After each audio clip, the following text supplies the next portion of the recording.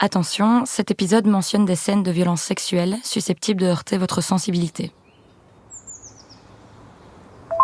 Je viens de récupérer les clés. La proprio est adorable de nous prêter cette petite maison blanche au cœur du parc pour faire les interviews avec les 3 filles. C'est vraiment un endroit idéal. On est dans la ville sans être dans la ville. La petite maison est neutre, hyper apaisante, super calme. Je pense que c'est l'endroit parfait. On a passé un moment à chercher le lieu adéquat pour réaliser les entretiens avec les 3 protagonistes de ce podcast.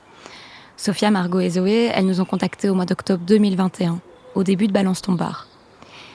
Elles ont lu les témoignages sur les réseaux sociaux et ça leur a réveillé des souvenirs traumatiques. Toutes les 3, elles ont ressenti l'urgence de libérer leurs paroles, de faire entendre leur histoire et de raconter la violence qu'elles ont subie. Et de notre côté, on tenait à recueillir leurs récits sans les brusquer, en allant à leur rythme. En fait, c'est ce que permet le temps long d'une enquête comme celle-ci. On va pas demander à une victime de raconter un viol comme on demande à un boulanger de raconter son métier. La préparation des entretiens de Margot, Sophia et Zoé a pris autant de temps que les entretiens eux-mêmes. En acceptant de nous confier leurs récits, ces 3 femmes prennent le risque d'ouvrir d'anciennes blessures, de redonner vie à des démons bien enfouis. Et pourtant, elles ont choisi de le faire, chacune pour des raisons qui leur sont propres. Alors moi je m'appelle Margot, du coup j'ai 30 ans. Je suis bruxelloise, mais j'habite à Paris depuis 3 ans et demi maintenant. Pourquoi tu as eu envie de témoigner dans ce podcast ? J'ai juste envie d'éveiller des consciences pour pas que ce qui m'est arrivé, ça arrive à d'autres personnes. Alors je peux pas empêcher que l'acte arrive, enfin j'aimerais bien, mais c'est pas possible.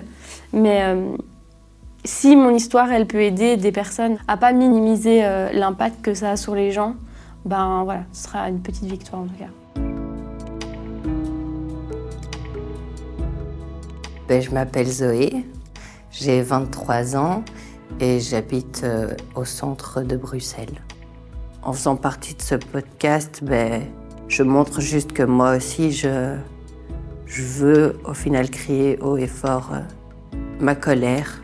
Aussi pour que les gens se rendent compte de ce qu'on peut vivre quand, soi-disant, on sort faire la fête.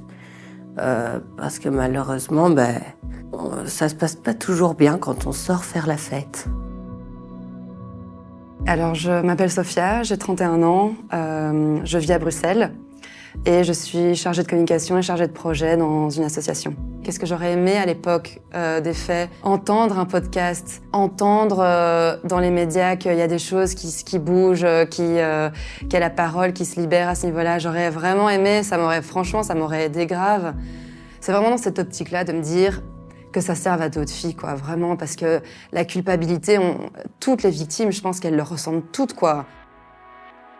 Dans la suite de cet épisode, ces femmes racontent le viol qu'elles ont subi, un soir comme un autre, alors qu'elles sortaient juste boire un verre. Des récits qui sont difficiles à entendre, mais nécessaires pour comprendre l'impact de ces violences. Leurs histoires sont différentes, mais pointent des failles dans le système d'accueil des victimes de violences sexuelles. Notre boulot, ce n'est pas de se substituer au travail de la police et de la justice. Nous n'enquêtons pas sur ce qui leur est arrivé. Nous, on cherche à comprendre où ce système d'accueil y coince. Les récits de Sophia, Margot et Zoé, on les reçoit comme étant leur vécu, leur histoire, leur vérité. Alors qu'est-ce qui caractérise un viol aux yeux de la loi belge ? Pourquoi autant de témoignages de Balance ton bar font mention de perte de mémoire ? Et qu'en est-il du GHB qui a largement été médiatisé lors de cette affaire ? Vous écoutez l'épisode 2 de Désenchanté, un podcast d'investigation qui questionne le système d'accueil des victimes de violences sexuelles en Belgique, par Audrey Van Brabant et Marine Guillet.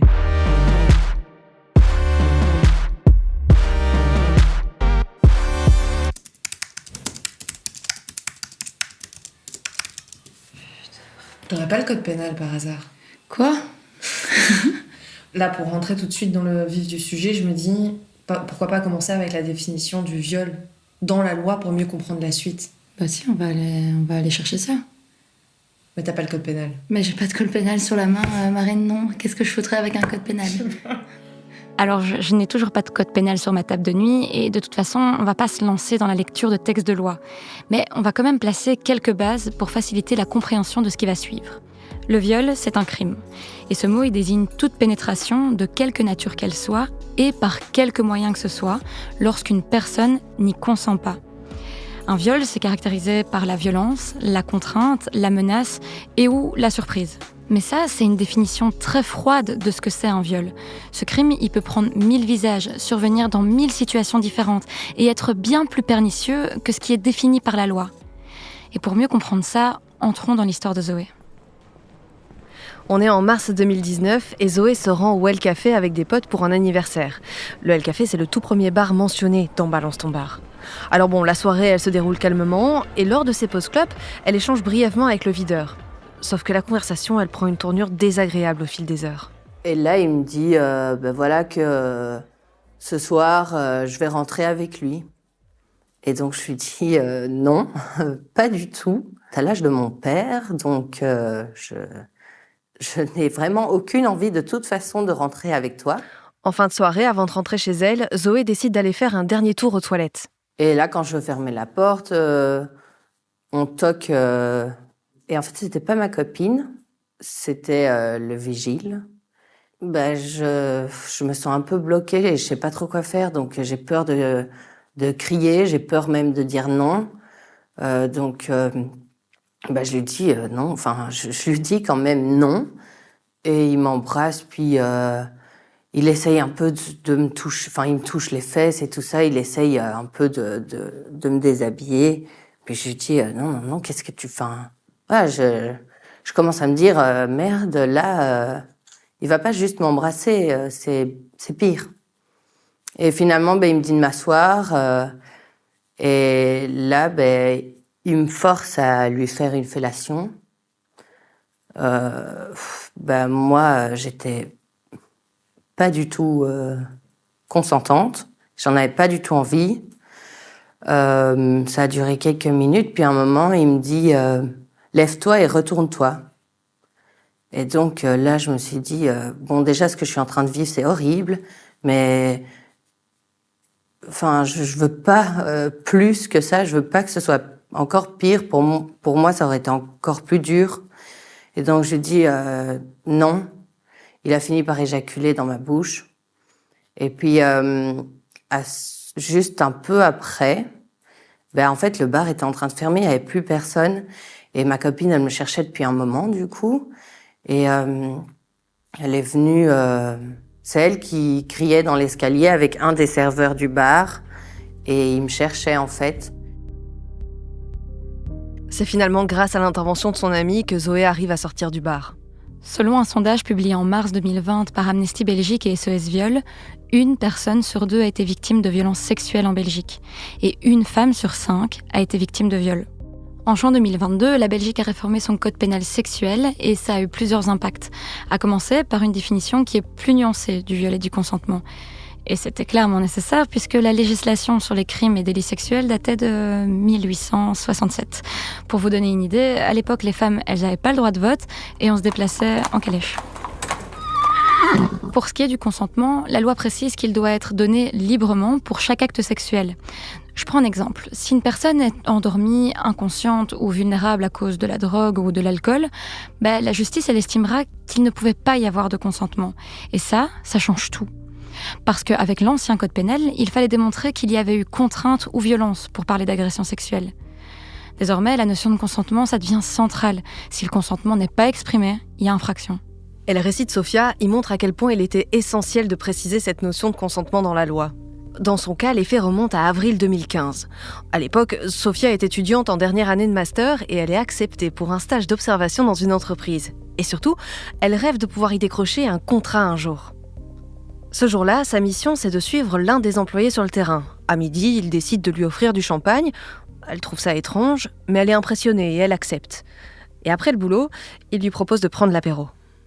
Voilà, on parle de son métier, on parle de son entreprise. Il a tout de suite cette attitude amicale avec moi, très sympa. La différence d'âge avait disparu, quoi. Même si on avait plus de 15 ans de différence. Moi, je lui montre une photo de mon copain, lui, il me montre une photo de son fils. Et en fait, il commence à me poser des questions hyper intimes, en fait, du style c'est quoi ta position préférée au lit Et donc, moi, j'étais surprise, j'étais un peu intimidée. Et puis, Puis je rigolais parce que j'étais naïve et j'avais 22 ans et j'étais un bébé. Enfin, j'étais vraiment jeune, quoi. Sophia, elle s'absente brièvement aux toilettes et quand elle revient, il y a une bouteille ouverte sur la table et son verre est déjà servi. C'est ça qui est un peu pervers là-dedans, c'est que j'ai pas osé.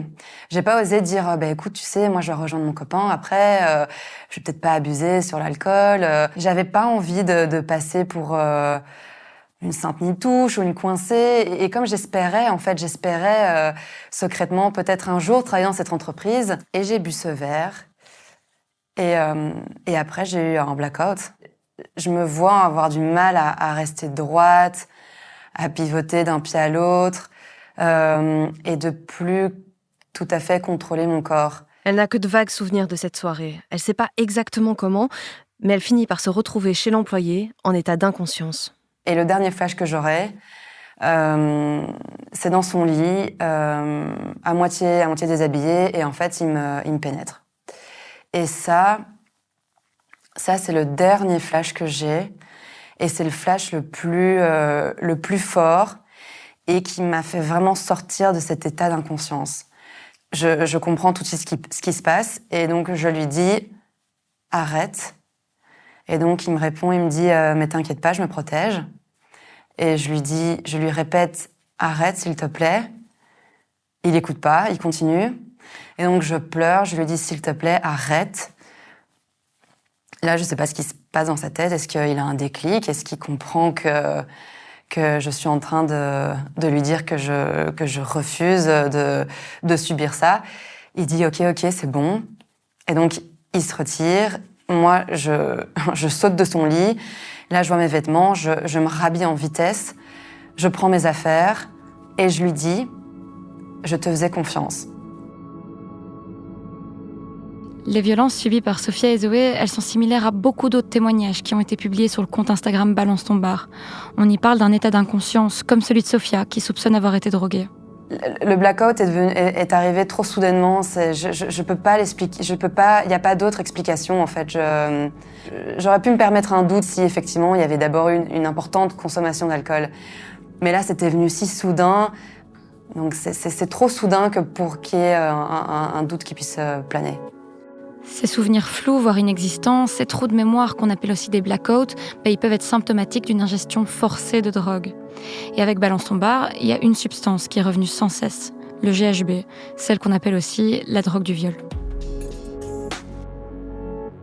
Alors le GHB au départ c'est un médicament, c'est un anesthésiant utilisé en médecine vétérinaire. Antoine Boucher est responsable de la communication de l'ASBL Infordrogue. C'est une association qui fait de la prévention sur la consommation des drogues. Donc voilà, c'est pas du tout un produit qui était destiné au départ à la consommation humaine, mais comme beaucoup de médicaments, il a été détourné parce que certaines personnes ont, en l'essayant, trouvé que les effets qu'ils ressentaient étaient importants pour eux, répondaient à un certain nombre de besoins qu'ils avaient. Donc ce sont des effets, comme c'est un anesthésiant, évidemment, c'est plutôt des effets sédatifs, endormants, mais qui vont un petit peu comme l'alcool avoir aussi un petit côté désinhibant. À partir du moment où le GHB a été interdit, ce qui se passe dans ces cas-là, c'est qu'une série de consommateurs vont se tourner vers des produits de substitution qui sont encore légaux. Et donc le GBL, ça, c'est un produit qui a des effets relativement similaires, mais qui est ce qu'on appelle un solvant.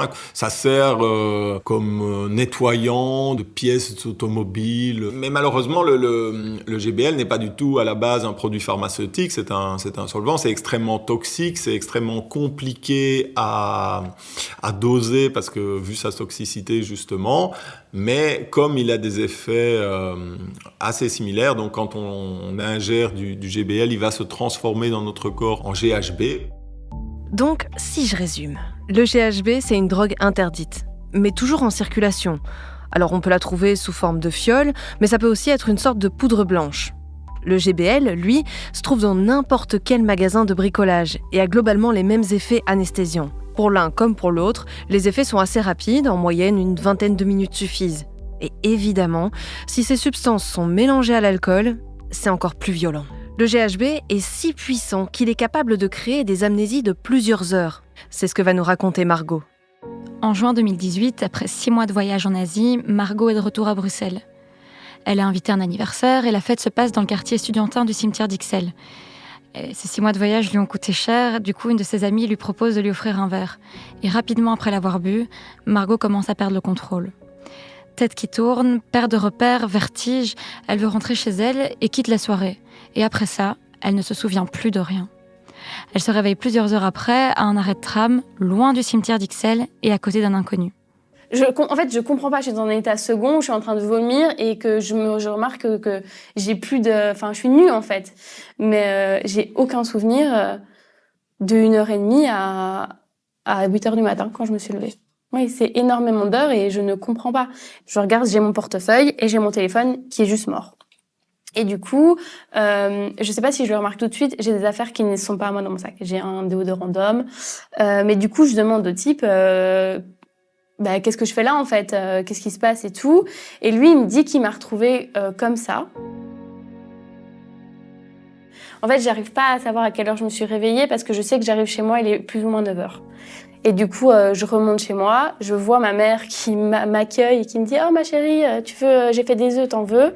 Moi, je lui dis « Non, je suis fatiguée. » je vais dans ma chambre dormir. Et là, je me déshabille. Je me rends compte que j'ai plus de culotte. Je pense que c'est à ce moment-là que je me rends compte que j'ai plus de culotte. J'avais déjà remarqué que j'avais plus de t-shirt, mais voilà. Et là, je regarde un peu, je me dis, OK, il faut que je regarde si j'ai des bleus. Je me demande tout de suite, est-ce que j'ai été violée? Et je sens pas. Enfin, j'ai pas mal entre les jambes. Mais là, je me dis, en fait, c'est trop. Du coup, je mets un training, je me mets dans mon lit. Et là, je suis pas sortie chez moi pendant 1 semaine. 4 ans après les faits, Margot, elle sait toujours pas ce qui lui est arrivé, ni ce qu'on a pu lui administrer. Tout comme Sophia, elle avait bu de l'alcool ce soir-là, mais vraiment pas assez pour expliquer une telle amnésie. Mais du coup, est-ce que le GHB ou le GBL sont les seules drogues à procurer ces symptômes d'anesthésie, de vomissement, de blackout? Et est-ce qu'il y aurait d'autres substances qui ralentissent à ce point le fonctionnement du corps? Je suis en train de me balader sur le site de l'Institut national de criminalistique et de criminologie qu'on va appeler entre nous INCC, parce que ce sera bien plus simple. Le truc, on dirait les experts à Miami, en fait, quand tu arrives sur la page d'accueil. Bref, en me baladant un peu dans les études publiées, je tombe sur une étude qui date de 2021 et les chercheurs ont analysé des prélèvements de sang et d'urine de victimes de violences sexuelles. Et les résultats sont hyper interpellants parce que ça démystifie un peu l'usage du GHB. Ouh là là! Bon, je crois que je vais envoyer un mail aux chercheurs parce que après lecture du document, j'ai quand même quelques questions à poser. Je pense que ça pourrait être intéressant. Voilà, c'était pour te prévenir. Mais je m'appelle Vincent Di Fazio, donc je suis expert judiciaire en toxicologie. Donc je travaille ici au laboratoire de toxicologie de l'INCC depuis environ 12 ans. Vincent Di Fazio, c'est l'un des chercheurs à l'origine de l'étude.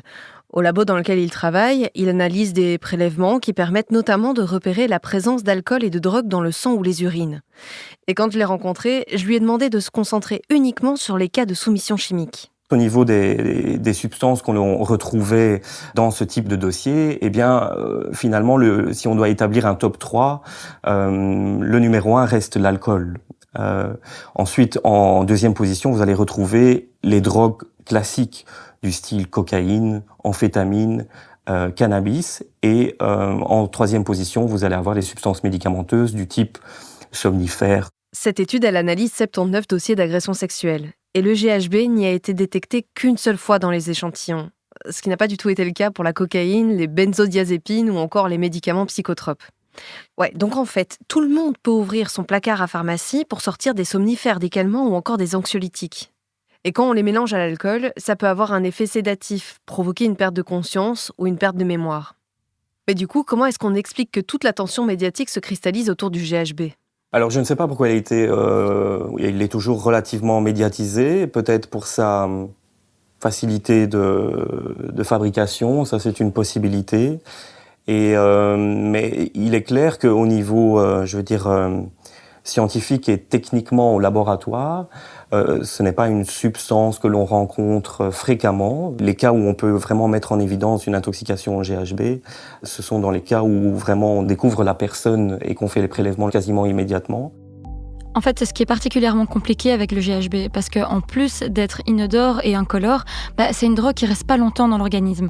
En moyenne, on estime 6 heures dans le sang et max 12 heures dans les urines. Donc le temps que les effets se dissipent, qu'une victime comprenne ce qui lui est arrivé et que des prélèvements soient réalisés, le délai pour identifier le GHB est souvent écoulé. Et ce qu'on comprend à présent, c'est que si c'est pas du GHB qui est utilisé, ça sera autre chose. Il y a pas longtemps, des personnes disent avoir été droguées à la seringue, piquées dans la rue ou en soirée dans le but d'être anesthésiées. Et ces substances, elles rendent tout plus compliqué. La récolte des preuves, le dépôt de plainte ou encore la reconstruction. Bon, je sors de l'INCC, c'était trop chouette. Je dois dire qu'on a pu rentrer dans le laboratoire. C'était hyper bruyant, il y avait tellement de machines différentes. J'avais l'impression d'être dans un endroit où j'avais pas le droit d'être. Mais c'était très instructif, surtout la discussion que j'ai eue avec Difadio, le chercheur, et de se rendre compte que cette étude qui a été menée est l'une des rares études en Belgique qui fait le lien entre substances inhibitrices et violences sexuelles. Mais pourquoi est-ce qu'on s'y intéresse pas plus en fait ? Si on arrivait à mesurer l'ampleur de la problématique, ça permettrait de définir des politiques de santé publique. D'ailleurs, en 2007, le Conseil de l'Europe alertait les États membres sur le nombre croissant de violences sexuelles qui sont infligées au moyen de substances comme le GHB, l'alcool ou autres. Et ça, c'était il y a 15 ans. Aujourd'hui, il n'y a toujours pas eu d'études sur la question et donc il n'existe toujours pas de chiffres sur le nombre de victimes de soumission chimique. Alors du coup, comment expliquer ce manque d'études et comment expliquer ce manque de recherche scientifique sur cette question ? Pour Serge Garcet, ça s'explique assez simplement. Il est professeur en criminologie et victimologie à l'Université de Liège. Après m'être perdu sur l'autoroute, perdu sur le campus et perdu dans les couloirs, j'ai enfin pu lui poser la question. Ce ne sont pas des études faciles à monter. La première chose, c'est d'avoir accès à des victimes. Vous n'êtes pas sans savoir qu'il y a peu de victimes, notamment dans ce type de contexte, qui dénoncent les faits. Il y a une culpabilité importante qui fait que la victime ne va pas être visible déjà. Donc il faut pouvoir atteindre ces victimes.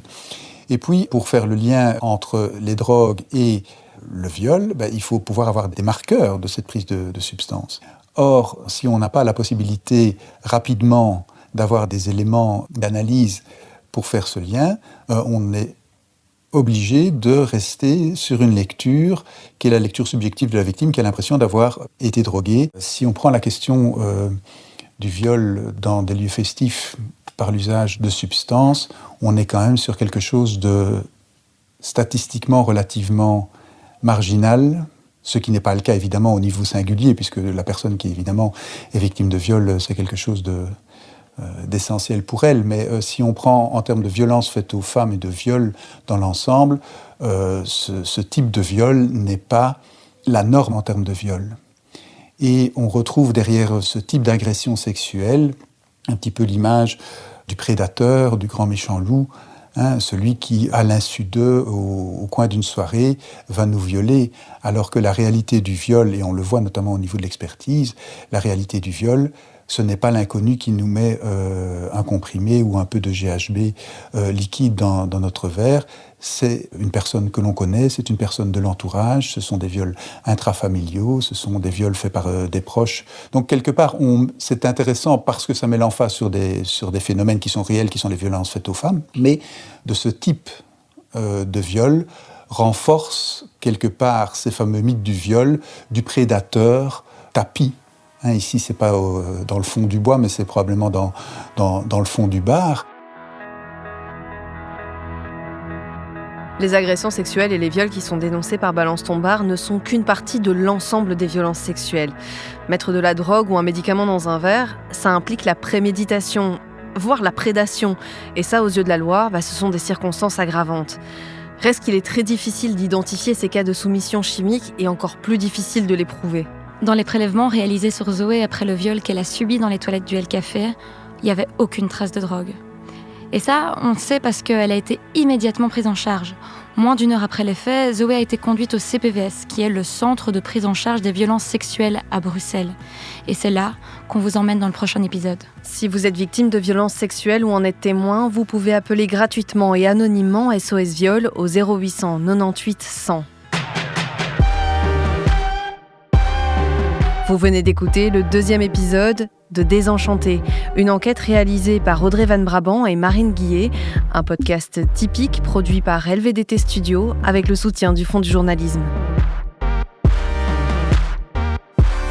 Retrouvez tous les épisodes sur Ovio et sur vos applications de podcast préférées.